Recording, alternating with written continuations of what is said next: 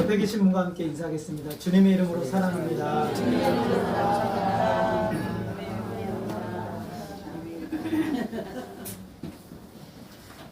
그 사담은 아닌데 노예에서 이제 저희가 그 기도 제목 한 번씩 올리라고 그러면 저희가 매년 올라가는 기도 제목이 물새입니다. 이거 기도 제목 올라갔어요. 그래서 목사님들이 저를 볼 때마다 물어봐요. 아니 그 교회는 어떻게 매년 물이 새요?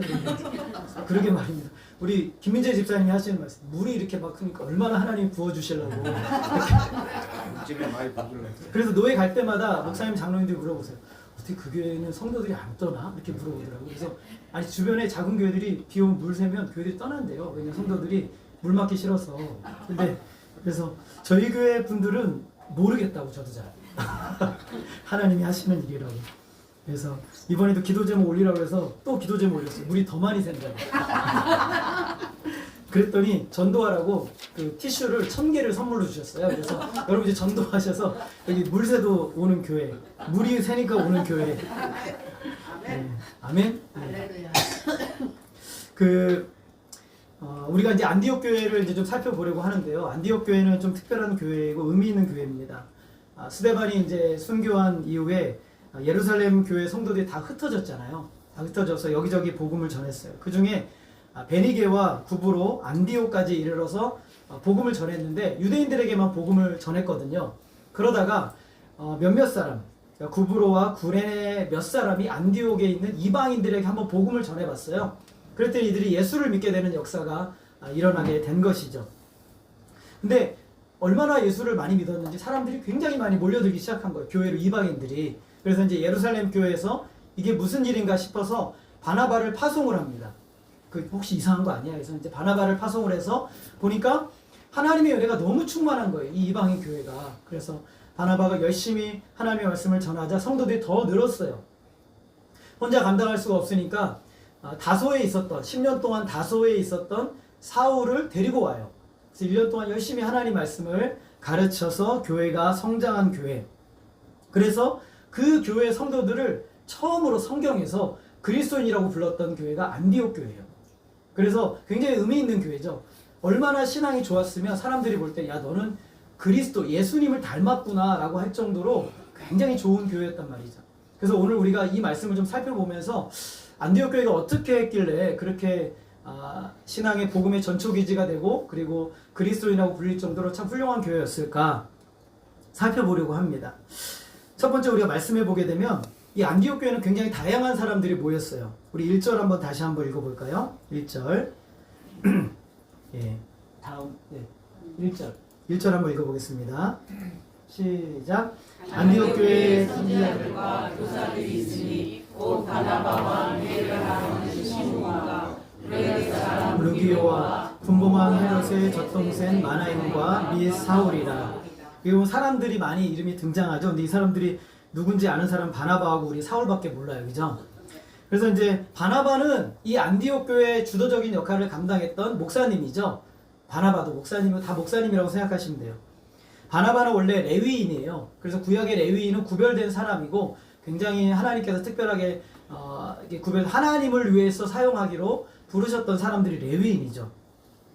이 바나바를 보면 모든 면에서 굉장히 균형 갇혀 있었던 사람이고 굉장히 온유한 사람이면서 사람들을 잘 세워주고 또 사랑이 많은 사람이 이 바나바예요. 그래서 하나님과의 관계가 굉장히 깊어서 성령 충만하고 이런 사람. 참 여러분 이런 사람이라 있으면 참 좋죠. 그래서 뭐 화도 잘 안 내고 그리고 참 잘 사람들을 품어주고 사람들 잘 세워주는 사람. 이런 사람이 바나바 같은 사람이에요. 그래서 이제 교회가 어려우니까 조용히 자기 밭을 팔아가지고 교회가 헌금했었던 사람. 말없이 사도들을 돕고 교회를 도왔고 사울이 변방에서 조용히 있으니까 데려다가 중심에서 함께 사역을 할 수 있도록 자리를 내줬던 사람이 사울이에요. 성령 충만한 사람이죠. 그러니까 바나바를 우리가 잘 알아요. 근데 여기 보니까 니게르라고 하는 시므온이라는 사람이 있어요. 니게르. 여러분 니게르라는 뜻은 원래 헬라어 원문에 보면 흑인이라는 뜻이에요. 그러니까 얼굴 좀 까마신 분들. 그래서 그렇게 표현하는 단어인데 이 사람의 출신은 아프리카 출신이에요.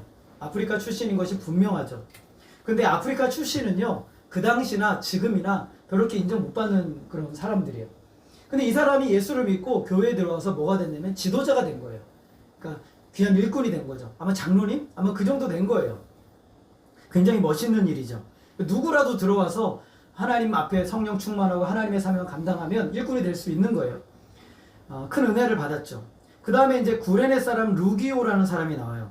이 사람이 누군지는 잘 몰라요. 그러나 우리가 분명히 알 수 있는 것은 무엇이냐면 안디옥에 누가 와서 구레네 사람이 복음을 전했대요. 이방인에게. 아마 그 사람이 루기오일 가능성이 많다. 복음을 전했던 정착을 했다라는 것이죠. 그 다음에 이제 굉장히 어떤 직급이 높은 사람이 하나 나오는데 여러분 한번 이름을 기억하기 위해서 따라합시다. 마나엔. 이 사람은 누구냐면 헤롯의 젖동생이라고 표현하고 있어요. 어렸을 때 같은 완전 친형제는 아닌데 같이 젖을 먹고 자라는 사람. 그래서 이제 거의 형제급 되는 왕자급 되는 사람이죠. 왕자죠. 그런데 이제 여기서 헤롯이 누구냐 하면은 여러분 잘 모르실 수도 있는데 헤롯이 너무 많아요. 이 헤롯, 저 헤롯, 저 헤롯 막 이렇게 나오는데 이 사람의 이름은 헤롯 안디바라고 해요.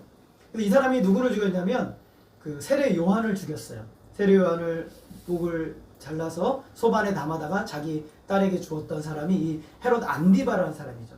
그리고 예수님이 이제 신문을 하실 때 예수님을 신문했던 사람인데 이 사람이 예수님을 희롱하기 위해서 뭐 옷을 금빛 옷을 입히고 그래서 빛난 옷을 입혀가지고 빌라도에게 보냈던 사람. 이 사람이 바로 이 헤롯이라는 사람이에요. 근데 여러분 참 신기한 게 뭐냐면요. 이 안디옥 교회에 그 귀족, 특별히 왕족인 사람이 예수를 믿었다는 것이 놀라운 거예요. 그렇지 않겠어요?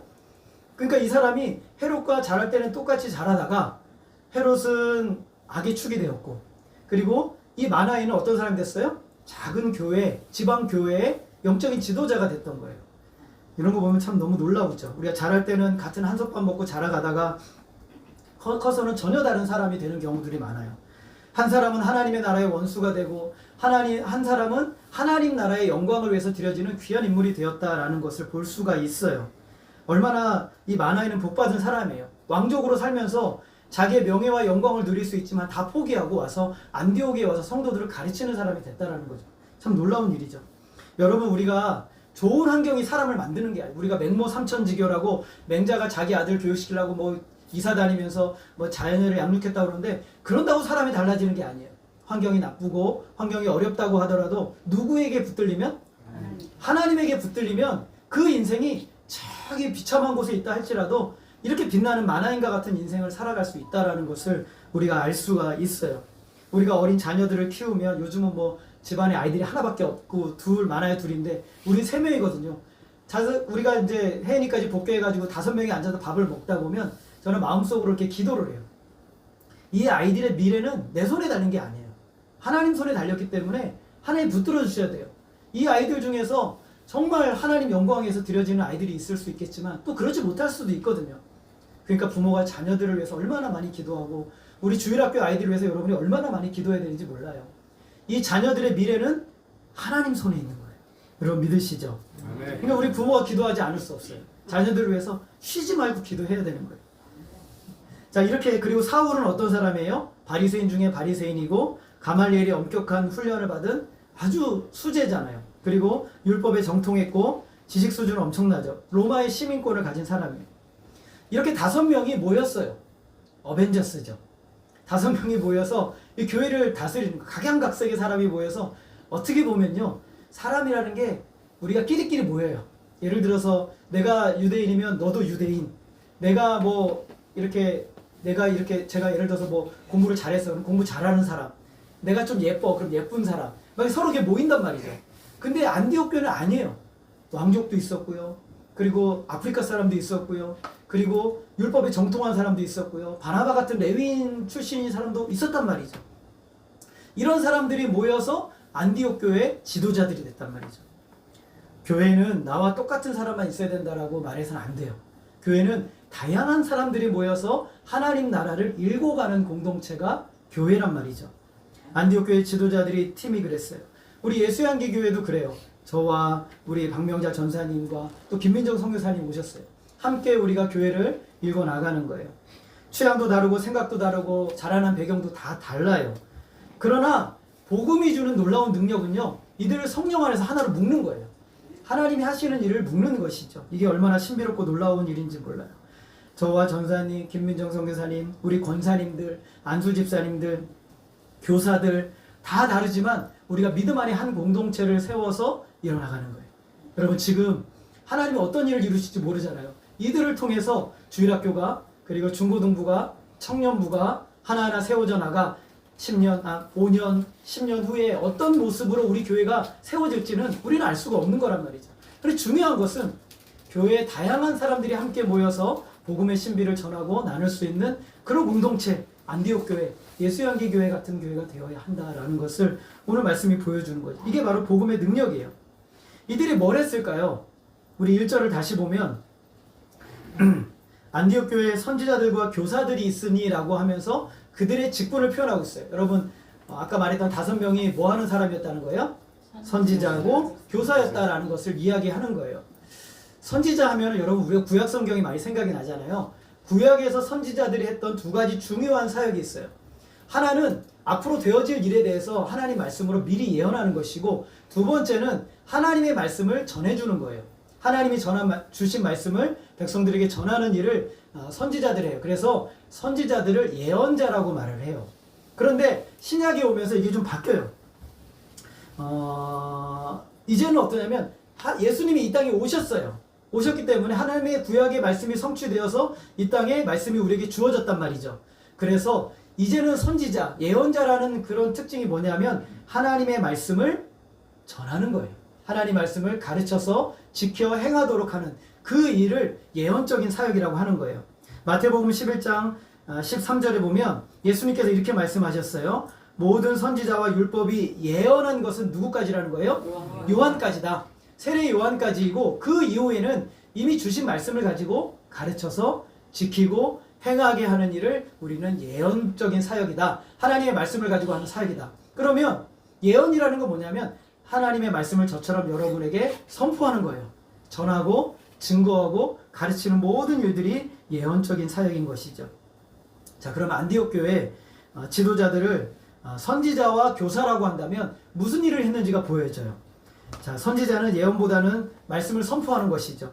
교사는 가르치는 사람이에요. 두 사람을 합쳐보면 이 안디옥 교회가 뭐에 힘썼냐면 전파하는 거, 하나님 말씀을 전파하고 하나님 말씀을 가르치는 교회였다라는 거예요.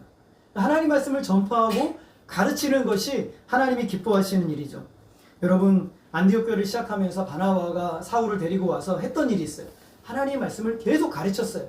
성도들에게 가르치고 또 가르치니까 그 결과가 성도들이 늘어났을 뿐만 아니라 사람들이 그들을 보고 야, 저 사람들은 그리스도인이구나 라고 하게 되었다라는 것을 말하고 있는 거예요. 근데 우리가 조금만 생각해 보면 여러분 이 당시에는 이런 말씀 가르치는 것보다 더 쉬운 게 있어요. 뭐냐면 은사 집회. 여러분 이 당시 성령의 역사 얼마나 강했습니까? 성도들을 모으기 위해서 은사 막 그냥, 또 사도 바울이 얼마나 능력 있는 사람이었어요. 막 방언, 막 신유의 집회, 막 이런 거를 하면 오히려 성도들이 많이 모일 것 같아요. 그리고 그런 것이 성령의 역사에서 충만해 보인단 말이죠. 굉장한 성령의 역사가 교회 안에 있었단 말이죠. 충분히 할 수도 있었어요. 그런데 그렇게 하지 않았어요. 말씀을 가르치고 선포하는 일에 집중했어요. 이 당시에 교회 나오는 사람 대부분이 가난한 사람들이었어요. 그러면 뭐 하면 좋아요? 따라하겠습니다. 축복 성회. 이런 거 하면 좋잖아요. 근데 그렇게 하지 않았어요. 이들은 말씀을 가르치고 또 전하는 일을 계속했단 말이죠. 왜 그러면 이 사람들이 말씀을 가르치고 전하는 일에 집중했을까?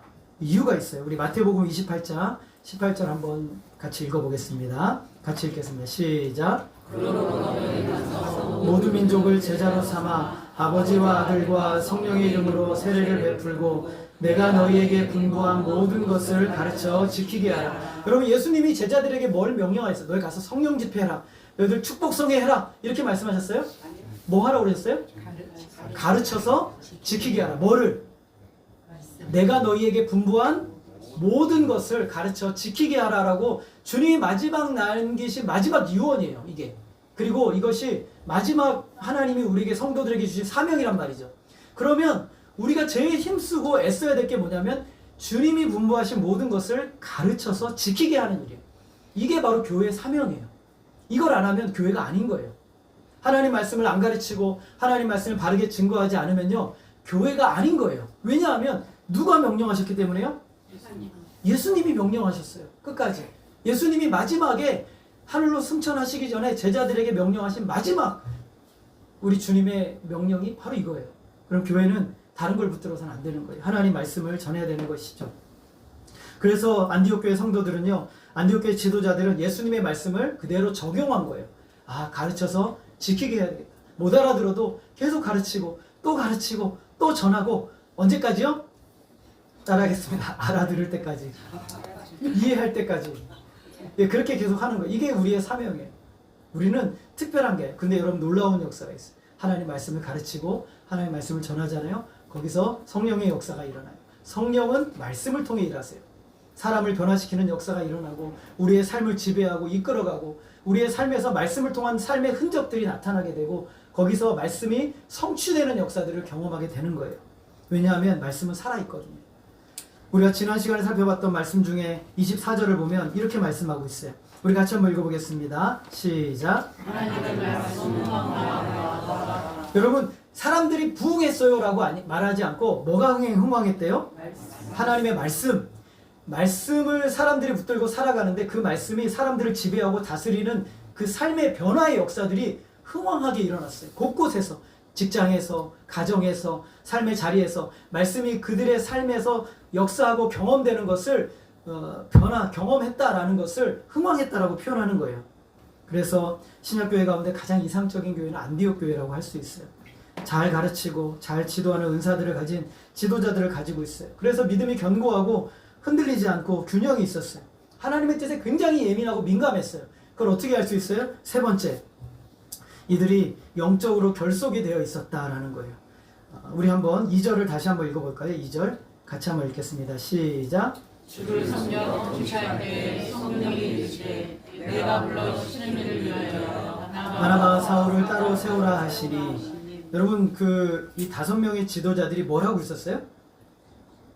주를 섬겨 금식하고 있었어요. 말씀을 가르치고 있지만 기도 안 하고 있는 게 아니었어요. 이들은 하나님께 기도하고 금식하면서 하나님의 일을 감당하고 있었어요. 섬긴다라는, 이들은 하나님을 섬기는데 그냥 섬기는 게 아니라 금식하며 기도하며 하나님 앞에 나아가고 있었단 말이죠.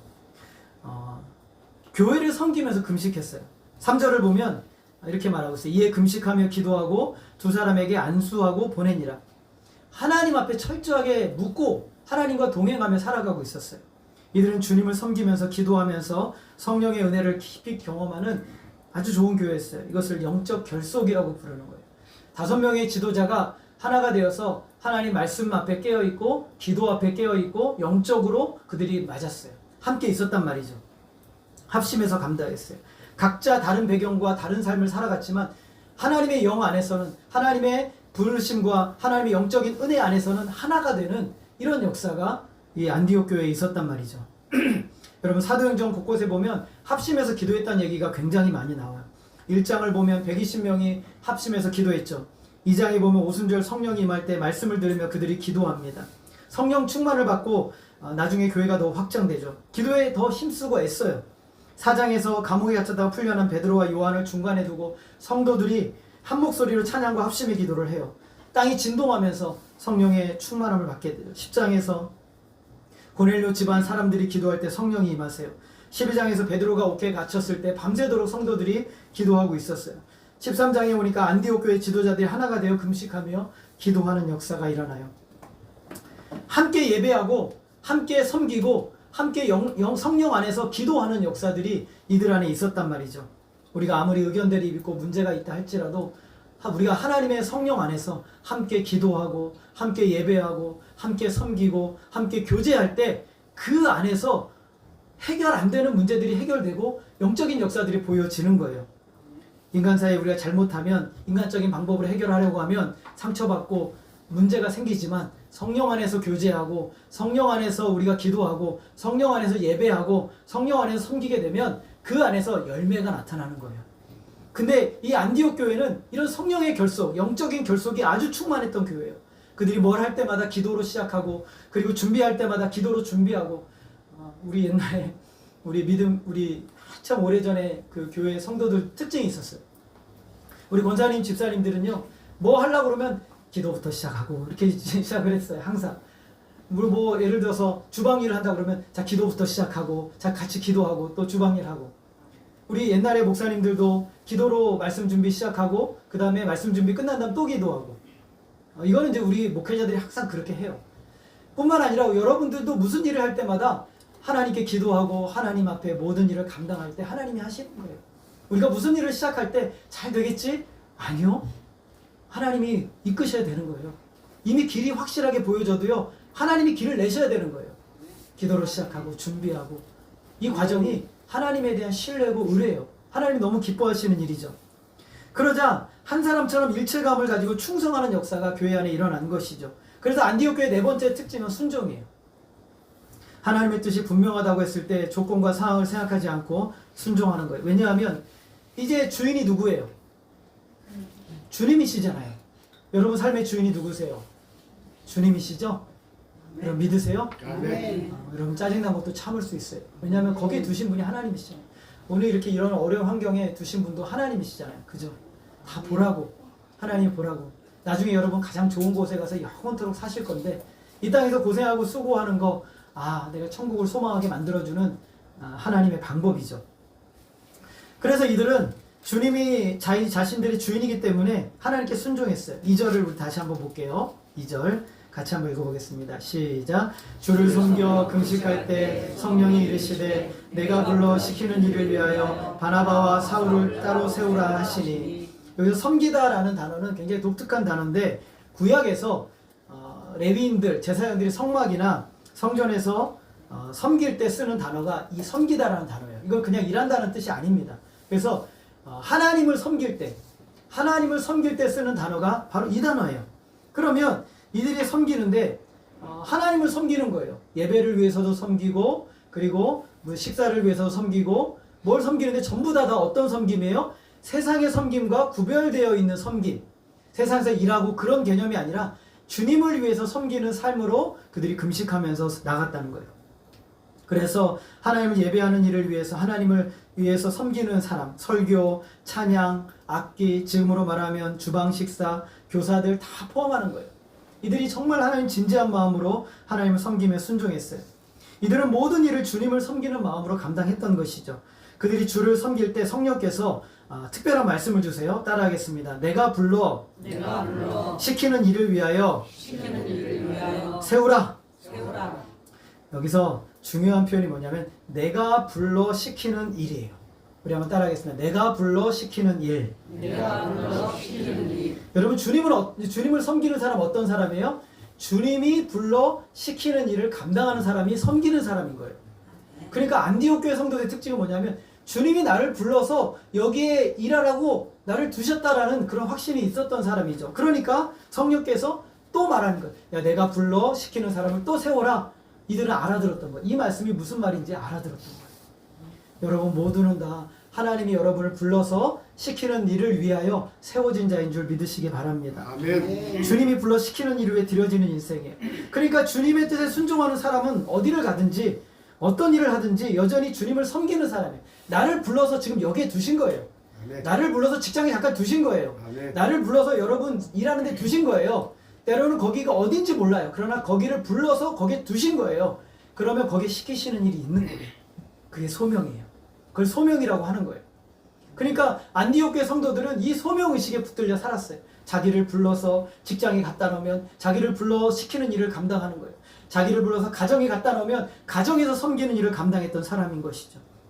그대로 순종해요. 3절을 보면 우리 같이 한번 읽겠습니다. 시작. 이에 금식하며 기도하고 두 사람에게 안수하여 보내니라. 여러분 두 사람이 그 안디옥 교회 어떻게 했어요? 기도하고 금식하고 하나님이 불러 시키는 일을 하라고 그러니까 어떻게 했어요? 순종했어요. 순종했단 말이죠. 여러분 사람 보내는 게 쉬운 일입니까? 사람 보내는 게 우리 교회에서 예를 들어서 갑자기 성령께서 우리 전사님에게 딱 말씀을 주셨어요. 정진웅 목사 저기 어디 죄송합니다. 어디 뭐 네팔 선교사로 보내라. 성령이 말씀을 주셨어요. 그래서 김민정 선교사님 두 분이 기도하시면서 우리 권사님 장로님 모여서 기도했는데 맞아요. 그럼 어떻게 해야 돼요? 예, 보내야 돼요. 당장이라도. 근데 이게 보내는 게 쉽습니까? 안디옥 교회 성도들이 많이 늘어가고 있고 5명의 지도자가 교회를 섬기는데 이게 얼마나 어려운 일이에요. 그런데 그들은 여기 말씀해 보면 즉시로 순종한 거예요. 즉시로. 그래서 세 가지 표현이 안디옥 교회를 잘 보여줘요. 그들은 주님을 섬기는 사람이었고 주님이 불러 시키는 일 위에 드려지는 사람들이었고 주님의 명령대로 순종하는 사람들이었어요. 이것을 그래서 그들이 순종했다라고 제가 표현하는 거예요. 얼마나 이게 중요합니까? 교회 이게 너무 중요해요, 여러분. 이 세 가지를 늘 마음에 품고 여러분 살아가야 돼요. 아, 나는 주님을 섬기는 사람이야. 그리고 나는 주님이 나를 불러서 시키는 일을 감당하는 사람이야. 그리고 언제든지 명령하면 가야 되는 사람이야. 이게 우리의 성도들이에요. 우리 성도들인 거예요. 근데 안디옥 교회가 그 모습이 너무나 아름다운 모습으로 잘 세워졌던 거예요. 여러분들 어떻게 순종할 수 있어요? 어떻게 순종할 수 있어요? 초대교회 성도들이 살았던 시대는 여러분 우리가 살았던 시대보다 더 어려워요. 박해가 있고 고통이 있어요. 어려운 시대. 어떻게 순종할 수 있을까? 여러분 어떻게 순종할 수 있어요? 예를 들어서 이런 게 있어요.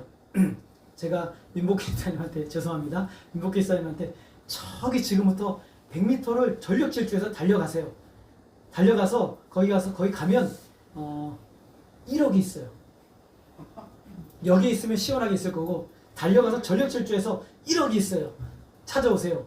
라고 하면 집사님 가실래요? 집사님은 왜 가시냐면 저를 믿기 때문에 가는 거예요. 근데 만약에 죄송합니다. 그 성현이가 집사님 저쪽에 전력 질주해서 100m 달려가면 1억이 있습니다. 아니면 시원한데 여기 있으시든가. 밖에는 너무 뜨거워요. 가실래요? 집사님 저 같으면 안 가죠. 얘가 공수표 날릴 가능성이 많은데. 부르신 분이 누구예요? 하나님이시잖아요. 우리는 알아요. 하나님이 나를 순종하라고 했을 때 지금 부당하고 힘들고 박해와 고통 가운데 있을지라도 이 박해와 고통으로 말미암는 것보다 하나님이 주시는 순종으로 인한 결과가 비교할 수 없을 만큼 더 좋다라는 것을 믿기 때문에 순종하는 거예요. 여러분 믿으십니까? 아멘. 하나님이 주시는 하나님이 길이 가장 복되고 가장 아름다운 길이라는 것을 믿기 때문에 오늘 우리가 순종할 수 있는 거예요. 여러분 그게 순종이에요. 하나님은 아무것도 없이 우리에게 순종하라는 게 아니라 내가 주는 길은 가장 복된 길이야. 너희는 먼저 그의 나라와 그의 의를 구해. 그러면 내가 이 모든 것을 너에게 더할게 라고 하니까 그의 나라와 그의 의를 구할 수 있는 거예요. 또 다른 말로 한번 해볼게요. 저와 여러분이 사는 이 시대는 초대교회 성도들보다 더 어려워요. 여러분 그렇죠? 왜 더 어렵냐면 우리 유혹이 너무 많아요. 우리를 넘어지게 하고 흔들리게 하는 유혹거리가 너무 많아요. 그래서 그 유혹이요 우리를 행복하게 해줄 거라고 자꾸 만들어요. 달콤하게 해줄 거라고 만들어요. 그런데 성경은 그렇게 얘기를 안 해요. 그걸 얻는 순간 영원한 고통과 괴로움과 파멸을 준다라고 말해요. 예수님에 대한 순종은 그 세상의 유혹보다 비교할 수 없을 정도로 더 충만하고 복된 은혜를 약속하고 있어요. 그래서 그 약속을 붙들고 우리는 오늘 믿음으로 순종하며 나아가는 거예요. 성경은 약속이에요. 하나님의 말씀은 약속이에요. 여러분 믿으십니까? 아멘. 하나님의 말씀은 약속이에요. 그러므로 약속을 믿고 살아가는 성도들이 우리예요. 약속을 믿기 때문에 그 약속을 하신 분이 하나님이시기 때문에 믿는 거예요. 그리고 그 약속의 말씀이 반드시 이루어질 거라 믿기 때문에 그 말씀을 붙들고 오늘도 믿음의 삶을 살아가는 거예요. 이렇게 힘들고 처절하고 고통스럽고 회복되지 않고 관계는 틀어지고 상황은 어려워도 가는 거예요. 믿음으로. 왜냐하면 약속이 있기 때문에. 그 약속을 붙들고 사는 사람이죠. 가장 확실하고 가장 온전한 역사를 이룰 거라고 믿어요. 그러므로 안디옥 교회는 언제든지 하나님께 순종할 준비가 되어 있었던 교회였던 거예요. 안디옥 교회의 특징을 여러분 찾아보셨죠? 안디옥 교회는 참 복된 교회예요. 그들은 서로 다른 배경, 환경이지만 그리스도를 믿는 믿음 안에서 하나가 되어 사명을 감당했어요. 우리도 성격도 다르고 성향도 다르고 배경도 다 달라요. 그런데 그리스도 안에서 한 믿음과 한 소망을 가지고 우리는 오늘 살아가는 거예요. 저와 여러분 가장 아름다운 만남이죠. 믿으십니까? 아멘. 가장 아름다운 만남이에요. 말씀을 가르치고 전하는 일에 힘썼어요. 사도 바울이 디모데에게 마지막 유언과 같은 말씀을 전해요. 마지막 마메틴 감옥에서. 이제 다음 주 수요일 날 우리가 살펴볼 건데, 이번 주 수요일 날 살펴볼 건데 이렇게 말해요. 우리 한번 읽어볼까요? 시작. 이를 때까지 읽는 것과 권하는 것과 가르치는 것에 전념하라. 꼭 예수님 말씀 같죠? 예수님이 28장 18절에서 말한 것처럼 똑같이 말하죠. 내가 이를 때까지 읽는 것과 권하는 것과 가르치는 것에 전념하라. 사도 바울이 디모데를 이제 나중에 못 만나요. 아마 못 만났을 가능성이 많아요. 그런데 사도 바울의 마지막 유언과 같은 말씀이 뭐냐면 내가 이를 때까지 읽는 것과 권하는 것과 가르치는 것에 전념하라. 교회에 주신 사명이죠. 그리고 사도 바울은 여기서 마메틴 감옥에서 마지막 생을 마감해요. 구원해주는 이루는 지혜를 주고 믿음의 삶을 어떻게 살고 결국 선한 일을 열심히 하는 백성으로 어떻게 살아가야 되는지 하나님의 말씀을 통해서 저와 여러분에게 주셨어요. 그래서 이 안디옥 교회는 하나님과 굉장히 가까웠고 그리고 함께 기도하고 예배하고 주 안에서 섬기는 영적으로 결속되어 있었던 사람들이죠. 그 영적 결속은 순종이라는 결과로 이어졌던 거예요. 하나님께 드려졌고 언제든지 하나님의 뜻이 무엇인지를 발견했던 거예요. 오늘 저와 여러분, 오늘 우리가 하나님 앞에 있잖아요. 하나님 앞에 있는 우리들, 하나님 저와 여러분에게 무엇을 가장 원하실까? 오늘 우리가 서로 다르고 서로 부족하고 때로는 서로 안 맞는다 할지라도 그리스도 안에서 서로 용납하고 세워주고 그리고 아름다운 믿음의 공동체를 이뤄가 누구라도 이 교회 안에서 그리스도를 만날 수 있도록 하는 그런 교회, 그리고 말씀을 가르치고 전하는 일에 힘써서 교회가 진리의 말씀으로 세워져서 말씀이 여러분의 삶을 이끌어가고 여러분을 지도해서 말씀의 결과를 만나게 되는 역사가 일어나는 우리 교회, 그리고 하나님의 영적으로 결속이 되어서 영적으로 충만하여 모든 일들을 감당하고 주님이 기뻐하시는 일을 위해 드려질 뿐만 아니라 이제 순종으로 그 어떤 것보다 하나님이 기뻐하시는 일을 위해 드려질 수 있는 저와 여러분 되어지기를 주님의 이름으로 소원합니다.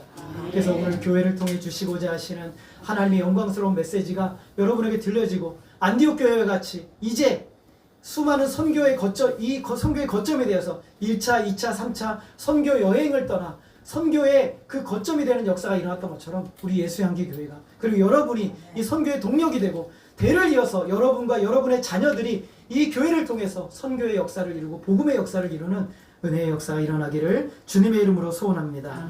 기도하겠습니다. 하나님 아버지, 주님께서 안디옥 교회를 우리로 알게 하시고 보게 하신 하나님 감사합니다. 서로 다른 사람이 모여서 교회를 세우고 진리의 말씀으로 그들을 가르치고 전해서 그들이 영적으로 성령 안에 결속되어 하나가 되며 그리고 순종함으로 하나님께 드려지는 복된 교회가 되었던 것처럼 하나님 우리 예수향기 교회 안에 이런 놀라운 영적인 역사들이 충만히 일어나게 하여 주옵소서. 그래서 하나님 세상이 흠모할 만한 하나님의 역사들이 흥황하게 일어나게 하시고 정말 하나님 이들을 우리 성도들을 통하여 하나님의 거룩하신 역사들만이 충만히 일어날 수 있도록 역사해 주시옵소서. 하나님께서 붙드신 아름다운 교회, 선교의 복음의 사명을 감당하는 교회로서 하나님 세워져 나갈 수 있도록 모든 성도들을 사용하여 주시고 대를 이어서 하나님의 역사를 이루는 귀한 사명 감당할 수 있도록 역사해 주시옵소서. 하나님만이 홀로 영광 받아 주시기를 원하오며 예수님의 이름으로 기도했습니다. 아멘.